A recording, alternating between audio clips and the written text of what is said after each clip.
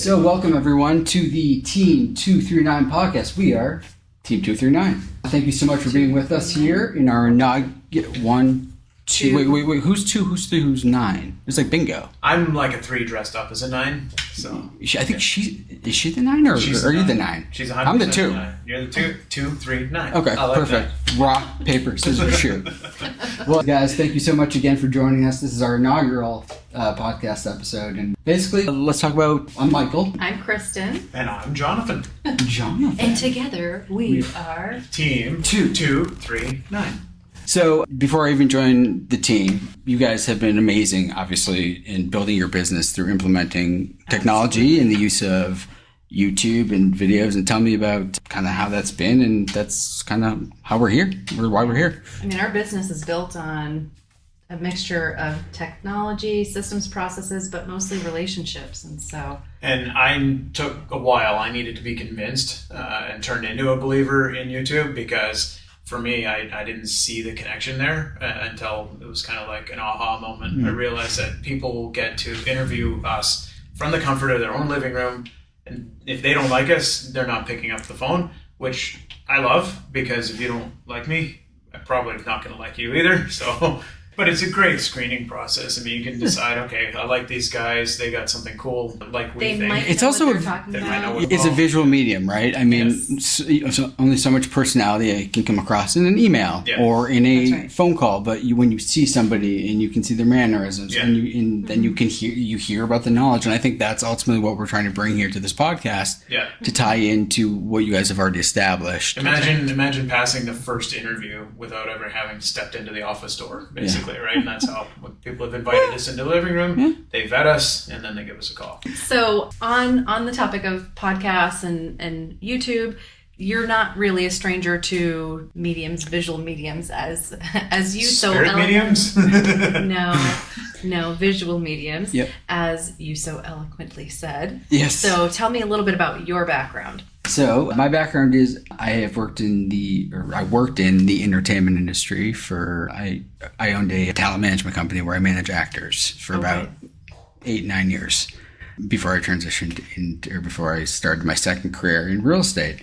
And actually, so that's where the visual medium thing comes into play. And it's very much I remember when I would talk to studio execs, casting directors, people are like, and then you give this, it's kind of like this like duh moment. People are like, this is a visual medium. Like you have to sell what so for example, if there's a client that's, portraying a certain character and they're not like, you kind of have to dress to sell it to, the producers and the higher ups that make the decisions. And it's like, you got to they need to see it. It's kind of like showing a home, right? When I decided to pivot into this industry, I was really very much, I needed to find something that wasn't super salesy because that just wasn't authentic to who I was or to who I am. And so I realized that it was the same. You're connecting to human beings and you're using your intuition and you're listening and you're just creating relationships.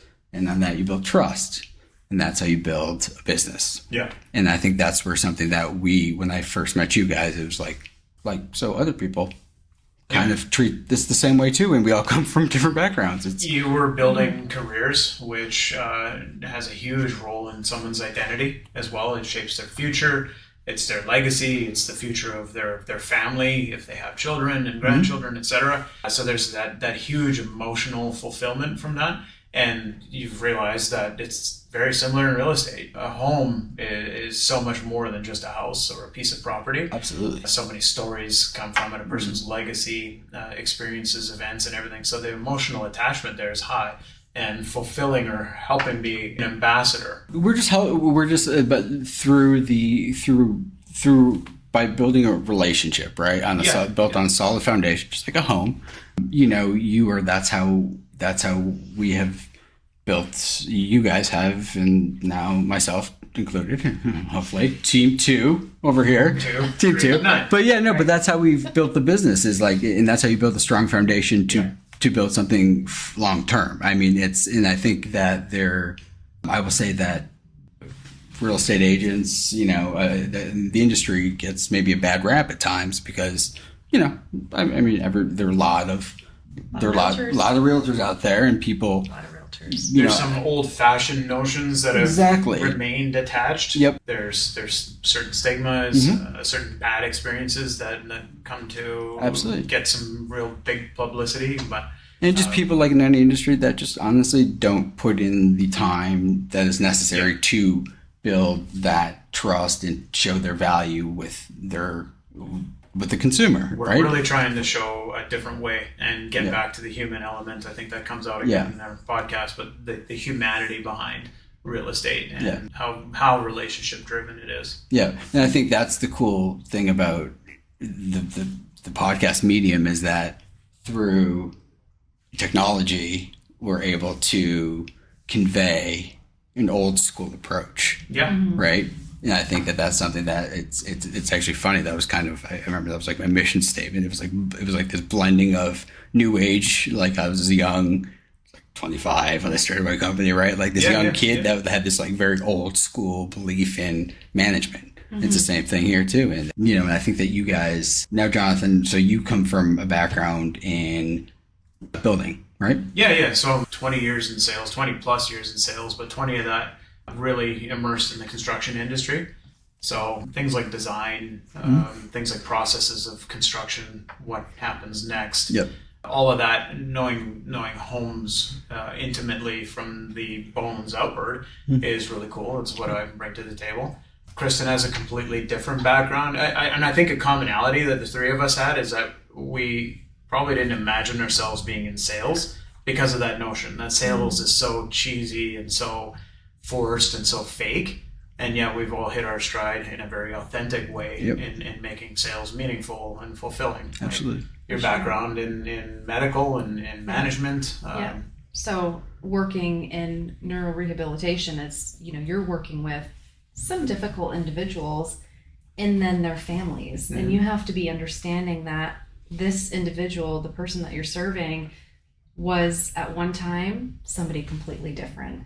And so having compassion, being there for them, and just helping that person achieve whatever their next level is, even if it's maintaining where they are right now, just keeping them on track and then providing services for them so that they can be successful. And so, we're a little bit different. We all have a bit of a different approach. And so for me, being that systems and processes person, making sure that all of the T's are crossed and the I's are dotted, that's really where I shine. And so. Well, I think it's all layers. Sorry to interrupt, but I think it's so funny though, coming from three different backgrounds, from three different, we all, when you strip it all down, our core beliefs are identical. And that's what initially, that's how we all joined up, right? Is that the way that we believe in selling real estate in the industry is treating it like, just coming from whatever influenced who we are now. It's treating and it is doing what's in the best interest of the consumer. And what are our core beliefs, right? Yeah. I mean, we can just spitball a few of those. You don't need to read our whole mission statement, but communication constantly comes up for us. Communication is so lacking these days, and that's a tenet for us. It's the details. I always look at it as the details, the communication, the kind of the connecting with the consumer, with individuals, understanding their needs, what they want, and everybody's different, and there's kind of these nuances, right? And no two people are the same. Right. So authenticity. There's another absolutely huge value for us. Understanding and over delivering. We strive for constant and never ending improvement. Yeah, exactly. But when all you can do, and I think confidence, I've always believed that confidence is built in just, the more you know. The more you know. Yeah. And experience, no two transactions are the same. And so building that muscle to adapt to certain situations is invaluable, and having that confidence and having the experience behind you is absolutely. And I think also a support team who you guys will see, our guests today are the owners of our brokerage, Angie and Dre, and you will see as they are the absolute backbone and give us kind of that support, that why we can do what we do. And we can have podcasts upon podcast episodes spanning several episodes about talking about our support network and our team and the resources that we have. So that'll be fun to dive into as well. I think a real takeaway from our intro is delete the last 40 or 50 years, 60 years even, of real estate sales and what that's looked like as portrayed in entertainment, in media, or even personal experiences, and show that we're getting back to the roots, the humanity, the essence of it all. And that's what we're about. That's what And the value, I mean. Sunset would have looked like 50 years ago. Or Glengarry Glen Ross, you know. Yeah, I mean. I told Jerry Maguire, my favorite. Yeah, I mean, there are a lot of good sales Look movies. at the passion, the heart, yeah. Yeah. Oh, wait, no, that's Wolf of Wall Street. Help me help you. Help me help you. You're my guy. Oh, God, that was a great movie. Although we can't talk about Cuba Gooding Jr. He's unfortunately tied up in a Diddy thing, so we're going to get rid of this part. So what can the viewer expect from these episodes? So each week we are going to feature a different guest from within the community, whether that is a golf pro, a hairdresser, a stylist, a designer, a builder, just various people from various different aspects. Connected to real estate or completely outside, but still relevant to daily life. And at the end of the day, the goal is to show, is to really highlight the Southwest Florida area and how it is evolving and how it is constantly, growing and just, and how even, I would even say it's competing, with the East Coast of the Miamis and the Lauderdales. We've got offering something different. We're offering something different, but we're seeing a new and a younger demographic that's starting to come. Yeah, it's like it's the new Naples. Yes, right. That's exactly right, and I think that Naples, just some people might carry a stigma, good or bad. I mean, it's beautiful. We're young people live here. I mean, I'm not retired yet. No, that's right. Wait, we didn't sell a $39 million home the other day? We didn't. We're working on it. He didn't return my call ever. But yeah, so I think the goal is just to highlight the community and why Southwest Florida is such a special place to be, and how we can, aid and assist and just make it, just a little bit entertaining and having some fun. Absolutely. So without further ado, we are going to bring on Angie and Dre and see you guys in a little bit. All right, guys.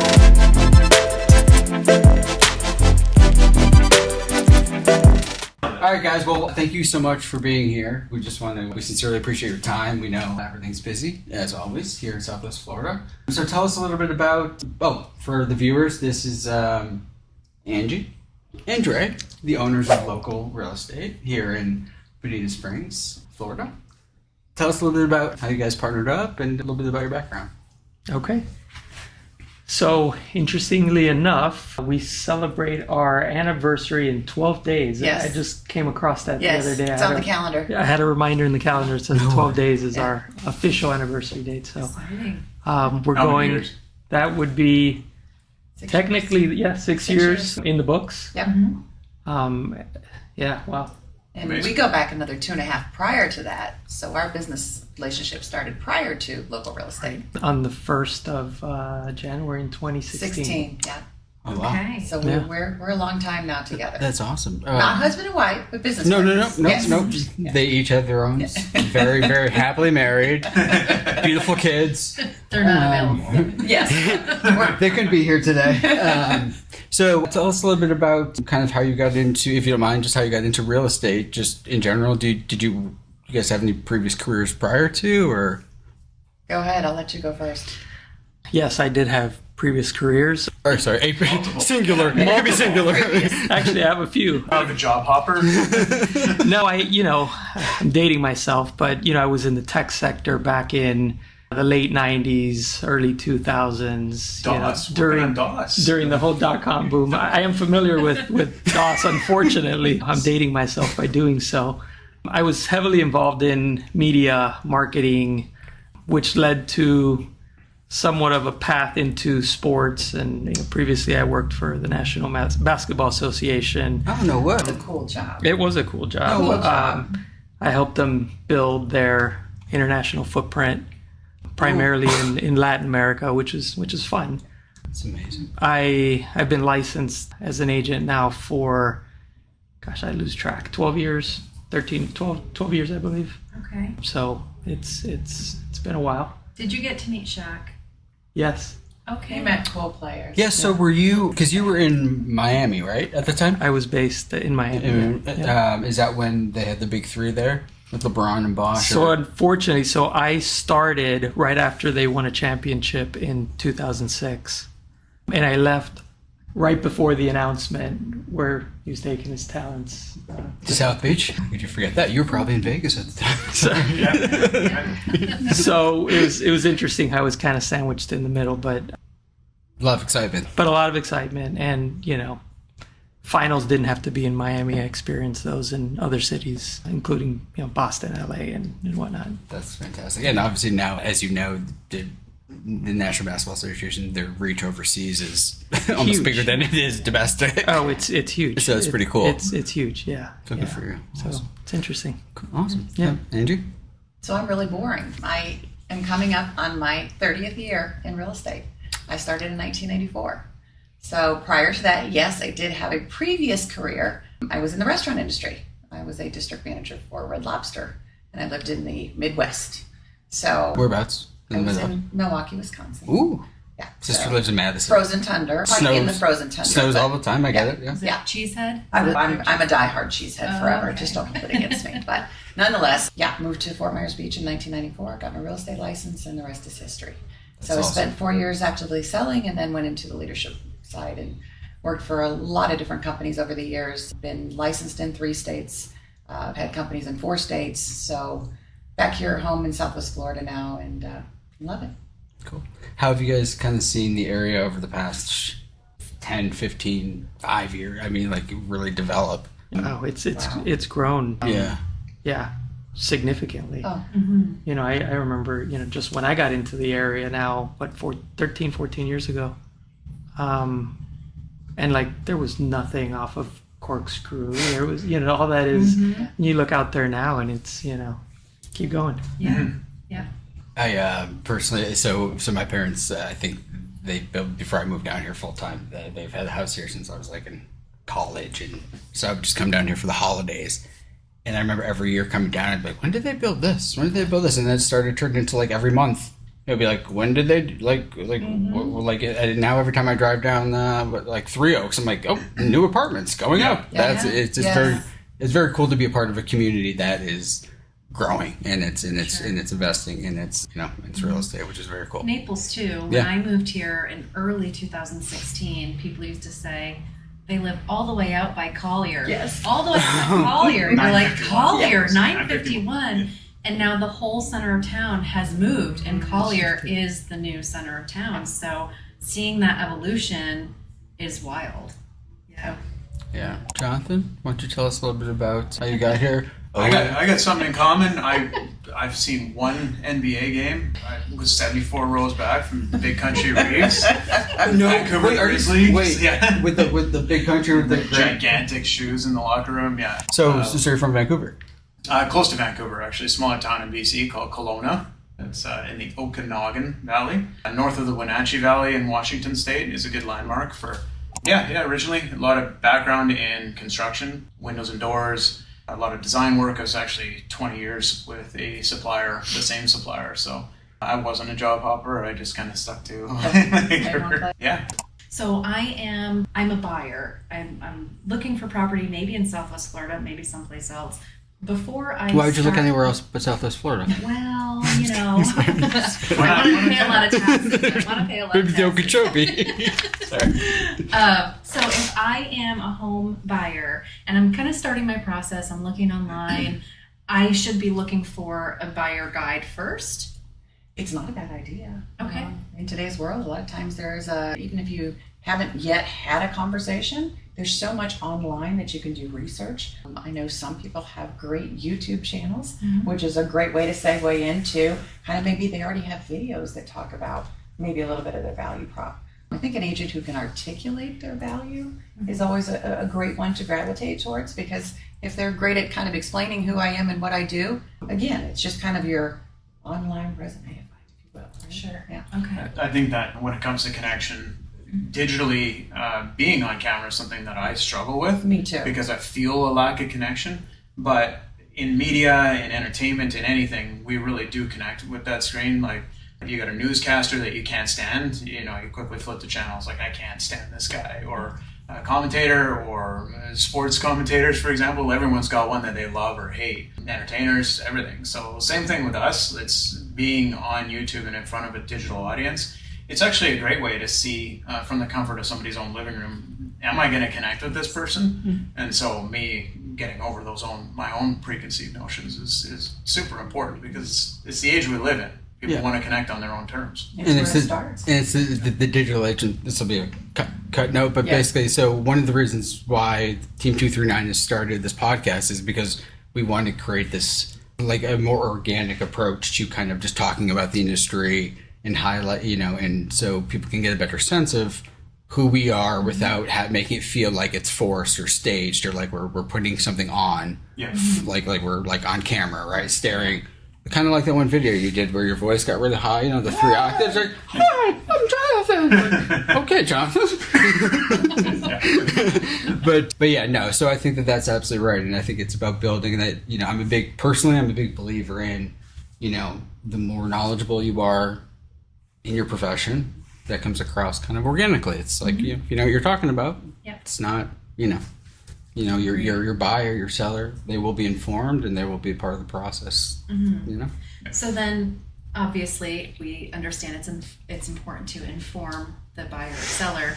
What should they be looking for? So again, I'm a seller, and now I've gotten my seller guide. I've maybe had an appointment with my potential realtor.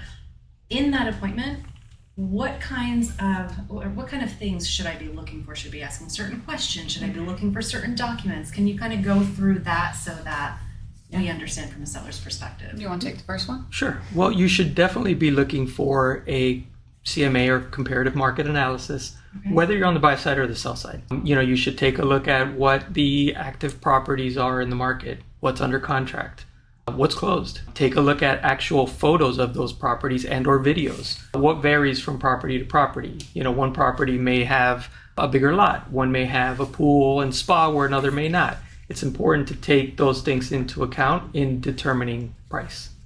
And what's a CMA? Just for It's a comparative market analysis. It's taking again a look at what similar properties have sold for within a period of time.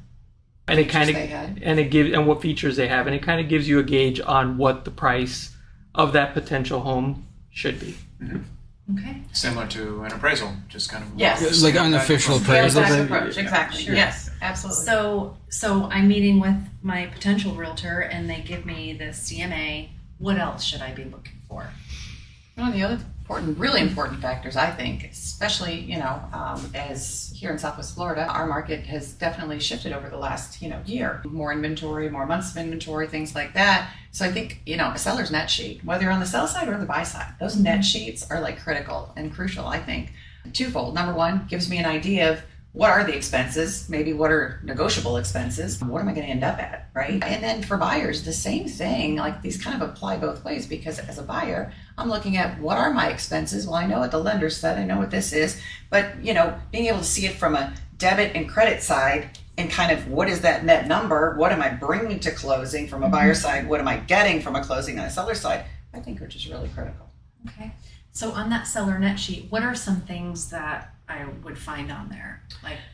Wow, you're going to find a lot of things. Yes. Start out with a price at the top. We'll start with that, right? And then we work our way down with a lot of prorations. So prorations from taxes for HOA standpoint. We have a lot of homeowners associations, condo associations. What else are we going to have? I mean, you can have, depending on whether there's a mortgage or not, that could be in there. Yeah, good point. But they're not exact, right? Correct. It's going to be a rough estimate. It's going to be rough because in order to calculate those exact numbers, you need to have a close date in mind, right? And based on that close date, those numbers are defined and prorated. Right. So it's a rough estimate. And we would be shocked at how late in the game sometimes these figures actually come up. Yeah. And so real estate is such an emotional thing for anyone, whether you're selling a home or buying a home. Putting yourself into a buyer's perspective, having a lot of those facts laid out early on really can help you navigate your emotions a lot better. Yes. And those net sheets can evolve. You can have multiple net sheets, maybe one in the beginning that's kind of giving you a rough gauge, then another once you set a price, and then you can possibly have another close to close that the title company can provide. I know for us, we like to have 3 net sheets. So we have, if you're selling high, Excellent. mid-range, and then low, what you can roughly expect. And then from there, once we get under contract into title, we can request the preliminary HUD, which has that particular title company's fees spelled out. Correct. Because you don't know, you could be in Collier County where the buyer typically picks title. Correct. And also pays for title. Yeah. So Right. those fees can differ. Yeah, for sure. Absolutely. And those are some of the things also in just kind of bringing the market as a whole, the kind of a lot of the kind of preconceived notions that might not be accurate out there, that, you know, just really how local real estate is. I mean, when you're talking about, you know, when you're talking about county, From county to county. community, like I was having a conversation earlier with the prospective buyer, and they, as prospective consumer, I was having a conversation earlier with the consumer, and they had heard some things that I was like, no, that's certainly true, but that's not really for the community we're talking about. Actually, that doesn't really.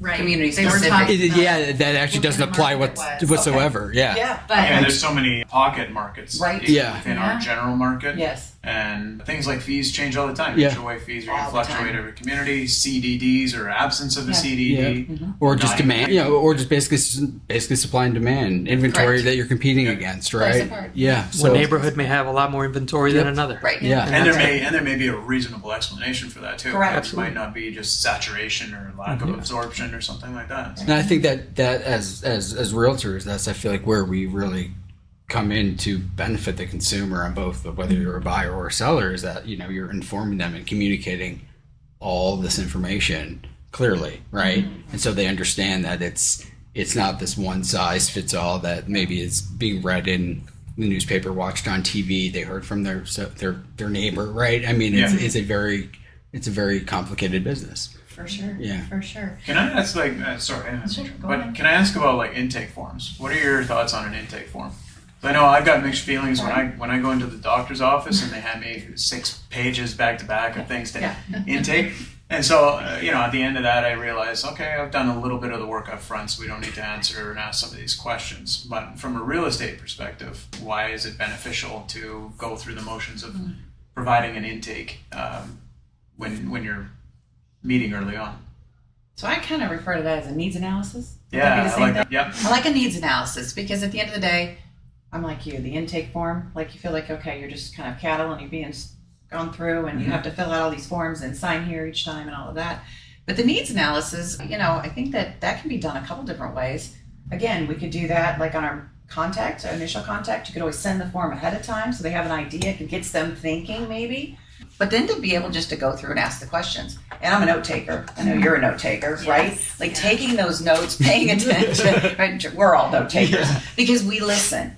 And listening is that number one skill set, I think, that, you know, great agents like all of you have, right? You're able to really listen. And then with that intake form, needs analysis, you're able to kind of dissect and maybe ask those questions about different things or tell me more about different things. That all of a sudden now, maybe buyers, sellers really realize some things that they didn't even know themselves. Right. Yeah. So I'm a fan. I'm a big fan of them. Okay. And then now going back to the seller side of things, and what they should look for in an agent. I know marketing is like a huge thing. And Dre, you have a marketing background. That would be So his question. yes. So would you say, you know, there might be a misconception that agents might only put property in MLS. What are some things that sellers should be looking for in terms of marketing their property? Well, it's important to see, you know, see what the macro approach is that the agent has for marketing their property. Okay, we understand that it's going to be in the MLS, but what else is going to be done? You know, just some examples are, is direct mail going to be used? Is social media a big deal? Is it going to be on video? You know, there's a lot that could be done right now in order to market the property. So no iPhone photos. No. My. That's a huge no. That's a big no-no. So No that's a dishes in the sink. No toilet seats up. Yeah. So take us through. So obviously you have a lot of listings, which is awesome. Take us through some of like the process, your process from the time that you are in a listing appointment to when you get to listing, and then kind of take us through your process. Well, it looks a little bit different for everybody because everybody's needs are different. But like they said before, finding out what is a good price for the property, what the seller's agreeable to a price on the property, and where we actually think it will sell with data backing that up, and then working through our seller net sheet. Once we determine what kind of marketing the seller wants, then we start scheduling out. And we do need time. Some people think, oh, I'm meeting my realtor today, everything's going to be done tomorrow. And that's not a realistic expectation. Good marketing takes time. And so we always like to make sure that we have enough time to make sure that everything is done the right way. Sometimes you got to go back out for pictures. If it's a rainy day, you either need a good photographer that will switch that background out, or will come back. So pictures, video, for us, we've got to get property on MLS, on social media, printed materials, and all those things take time. And those are the nuts and bolts aspects, but like in anything, the nuts and bolts hold things together. And so there are some structures that really are very unique to every listing. And so effective questions always have to be used in that appointment, because a lot of it's lifestyle based too. You might have somebody who does not want open houses, and it might be for privacy reasons, or it might be because they feel displaced, or you have an expectation that there's going to be open houses every weekend. So based on everybody's individual wants and needs, we tailor a very unique approach. So no assumptions. Absolutely no assumptions. No, at any absolutely not. point. Of course, of For course. sure. And then, if you don't mind me asking, what do you do when maybe you've done all your research and your homework, and you come with a number that, and the seller is at a different price point maybe than you're at? How do you kind of handle that? Some people, and my style is my own. I really like to walk through this CMA, the comparative market analysis. I like to do that with the seller so that they can see what I see. And if they feel that another property is comparable, we might look at that property together and determine either it is, or if it's not, why it's not. And doing that process, obviously I do my own homework, so I do that first on my own. Of course. But then together really helps us come to a good conclusion and work together on that. Gotcha. And then you find yourself kind of, obviously, maybe meeting a little bit kind of in the middle, but obviously not straying too far from where you're comfortable. And one of the important ingredients, because we're creating quite a unique recipe here, in any special recipes is chef's special ingredient, right? His little secret sauce or spice. And some of that realistically is intuition. We have to use some intuition, especially in a market that is changing, and use intuition based on experience, obviously. It's calculated, but sometimes we just got to trust our gut and say, this is the direction we got to go. That's absolutely. I like to refer to the market as a current. I always think of, is it Little Nemo or Finding Nemo? I think it was a Little Nemo. I think that was a sequel. And the turtle's like in the current, and then the fish gets like. Was it Under the Sea? Under the Sea? No. I think that's Michael's Little definitely Mermaid. There's a different. Little Mermaid. No kids on the side over here. So I like to think of it as that current. Like if you're in it, you're just moving with it. But when you're out of it, you don't know what that feels like. So it's important for us anyway, and you guys, I think you agree, to be a full-time agent, because 100%. if you're not, you're not really in that current. So when you're meeting with a potential seller, when you're saying to them, yes, pricing is here, but here's why I think it's actually going to be here, that's that intuition piece. And you only can know that if you're in the current of the market, and you can feel, is it going slow or is it moving really fast? It's staying on top of the data daily. It really is. It could be a month where all of a sudden you're like, but we talked about a month ago. Unfortunately, things have shifted have one changed, way or the other, right? Yeah, absolutely. Absolutely. It's and all respect to those who go to school for 8 years plus to become surgeons, but it's a similar analogy. You wouldn't want a part-time surgeon. So while I'm not a surgeon, being a full-time real estate agent is way more effective.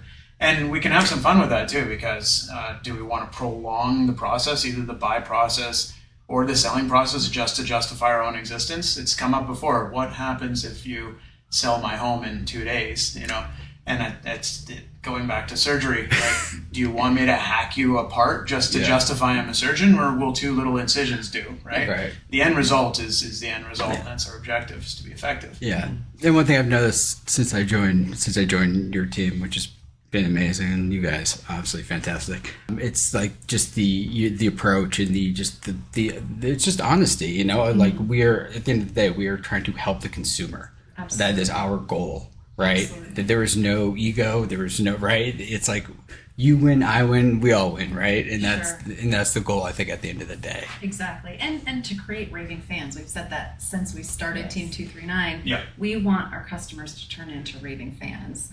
And so we love- on that note, You're building you're building long-term relationships, right? Exactly. Yeah. And we love the humanity of real estate. You know, it's not just a transactional thing for us. It's not just strictly business. Like it's very much a human relationships based thing that we do day to day. Yeah. So now switching over to the buyer side, if you are somebody and you're looking to purchase property in Southwest Florida, our landscape, our realtor landscape may be different than the rest of the country. So what should you be looking for? And are there a lot of agents here?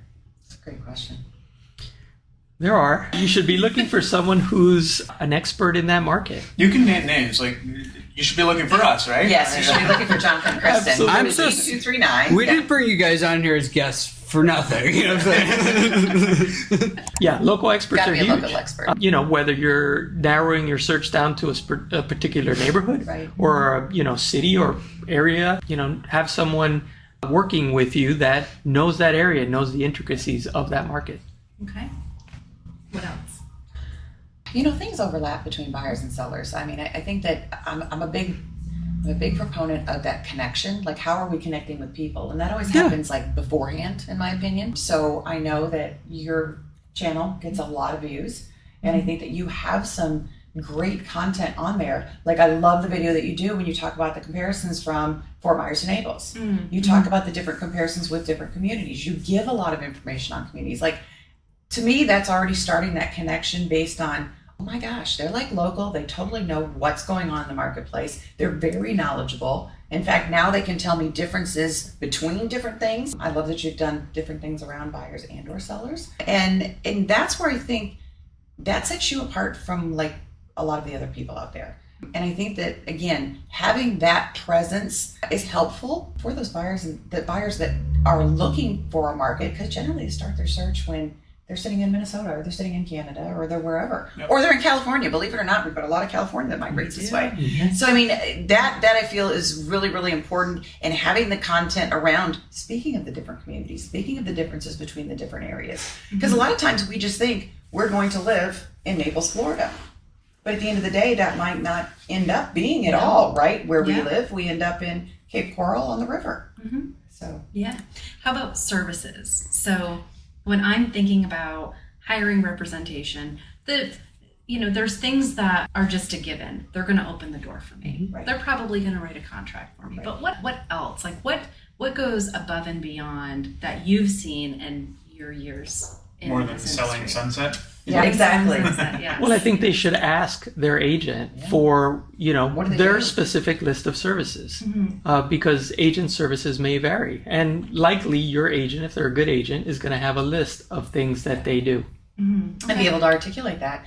And one of the things, too, is the agent, are you number one, you've been discussing what does it look like to work with me, right? Or what are the expectations of each other?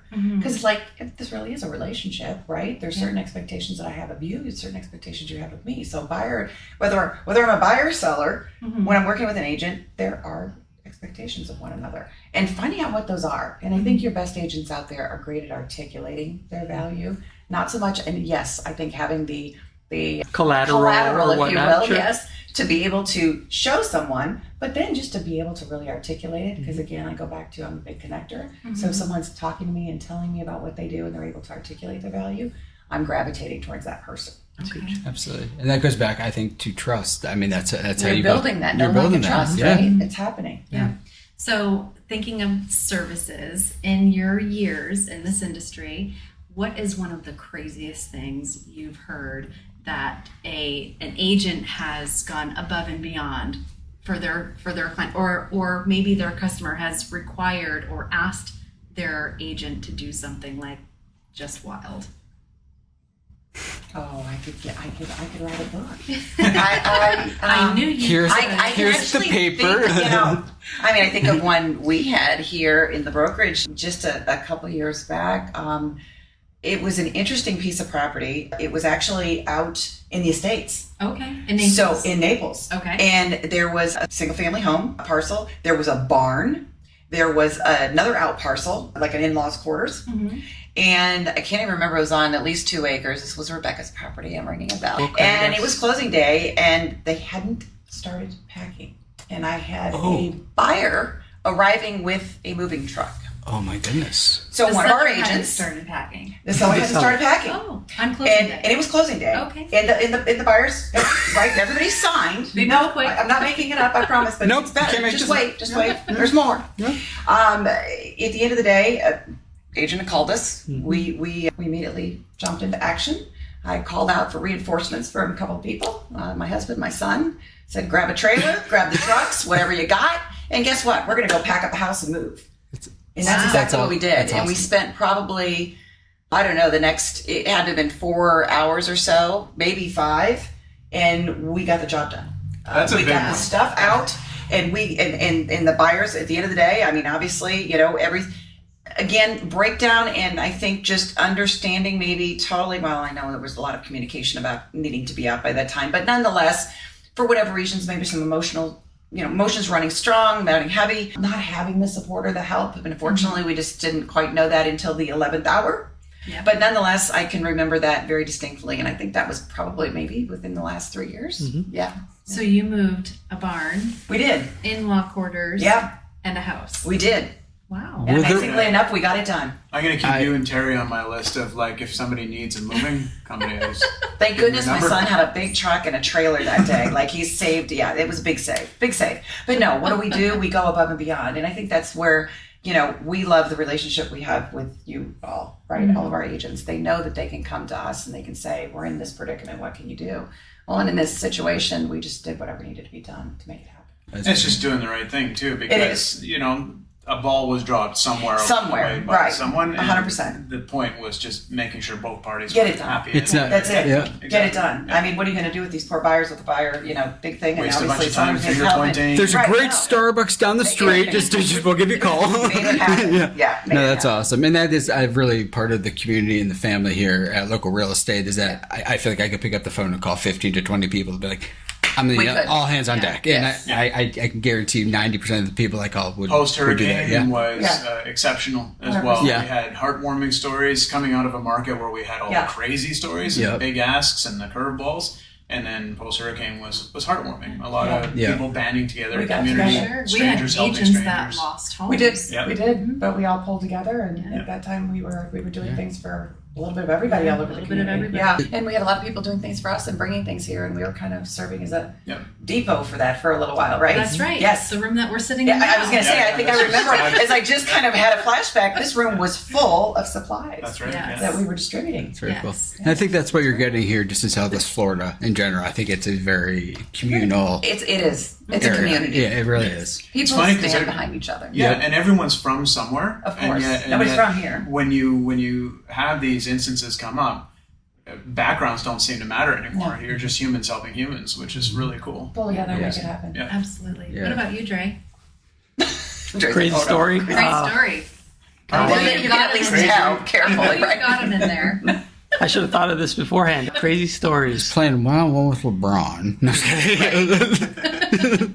So to add this in, so something that the home buying process, and so it's more than there's a lot that goes into it. Oh, Moving, 100%. I've personally moved a few times in my life, and Yes. it's you a big know deal. it's a big deal, and I haven't had to move a deal. barn. But Yeah. what's, Right. what's really funny or really cool, I guess, is that a lot of those aspects you think you're on your own with, and you would never expect a real estate agent Yep. to step in and roll up their sleeves and do too. So We were at that listing appointment, and we were like, "Well, we'll help you find a moving company." And they were like, "I remember Mr.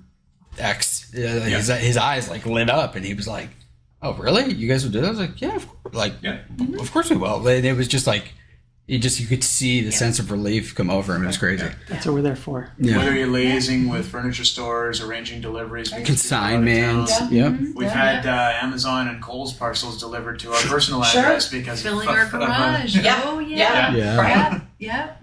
We've done that. It's kind of We had the one house where they were not here. They have 7 kids and not here.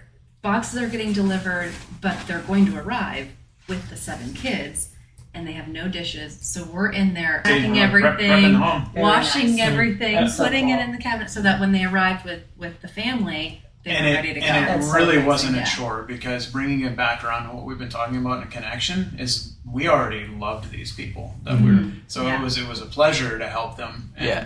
to have them have a comfortable arrival Yeah. as well, because they were arriving at like 11:30 at night It or was something. it with was going to 7 be late, kids. Yeah. and a baby. Oh It's a wow. lot. Yeah. Yeah. Customers that become really great friends. Well, Yeah. of course. Absolutely. We have dinner with them. Absolutely. We hang out when they Yeah. come to town. So Keep in yeah. touch. That is the coolest part, that just seeing it and feeling it is like just creating that relationship that is a lifelong. Yeah, I mean, those are lifelong friends. Potentially clients in the future. Who knows? But just friends. Yeah. You know. Absolutely. Chuck and Nancy treat us like, I can name names, but Chuck and Nancy treat us like kids. So did Jack and Yeah. Angie. We're like family. So. Yeah, I think they might have said something like that to you. Your Yeah, and an adopted son. adopted son.